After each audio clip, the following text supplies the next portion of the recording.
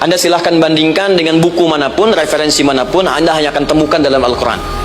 Dari sejak sebelum lahir, bagi perempuan yang tengah mengandung, langsung Allah berikan tuntunan bagaimana agar kandungan itu berjalan dengan sehat, nyaman, dan mudah ke persalinan. Quran surah ke-7 ayat 189.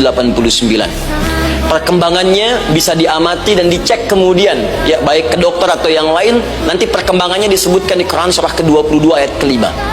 Dirinci lagi di Quran surah ke-23 ayat 11 dari 9 sampai dengan 13. Kemudian mulai terlahir, dari lahiran diberi petunjuk oleh Allah. Nih, berikan ASI maksimal 2 tahun. Kalau ingin berhenti sebelum 2 tahun boleh, begini caranya. Quran surah kedua ayat 233. Dari sampai usia 2 tahun menjelang balik, kata Allah berikan 4 pendidikan dini. Ini turunannya disebutkan 1, 2, 3, 4. Jika Anda ajarkan ini, maka anak ini akan tumbuh. 1, dekat dengan Allah. 2, dijamin taat pada orang tuanya. 3, dia akan baik dengan lingkungannya. Dan keempat, dia akan bertahan dalam kebaikan sampai dia dewasa. Quran surah ke-31 ayat 13 sampai dengan 19. Usia 7 tahun, ya, mulai dia balik misalnya, dia akan mulai belajar bagaimana cara belajar yang baik supaya cepat paham, gampang mengerti. Turun Quran surah ke-9 ayat 122. Amalannya di Quran surah 96 ayat yang pertama. Kemudian rinciannya diturunkan di Quran surah kedua ayat 282 di ujung ayatnya.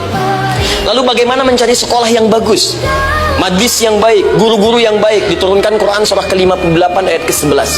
Dicontohkan tentang Maryam dan Nabi Isa alaihissalam di Quran surah ketiga ayat 35 sampai dengan 37. Naik lagi, dia mulai dewasa, ya, mulai bergaul, bahkan kadang-kadang merantau, punya tempat komunitas berbeda.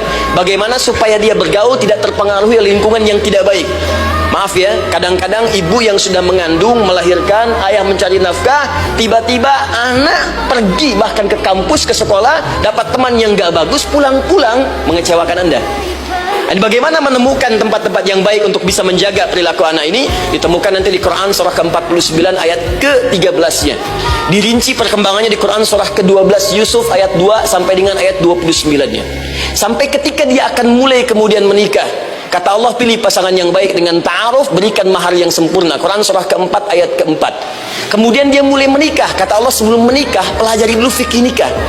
Banyak orang yang menikah tapi karena tidak belajar tentang persoalan rumah tangga, apa yang akan terjadi di rumah tangganya. Detil Pak, Bu. Kata Allah, ini kalau kamu berbuat begini akan ada miskomunikasi. Kalau ada miskomunikasi, persoalannya akan begini, solusinya begini.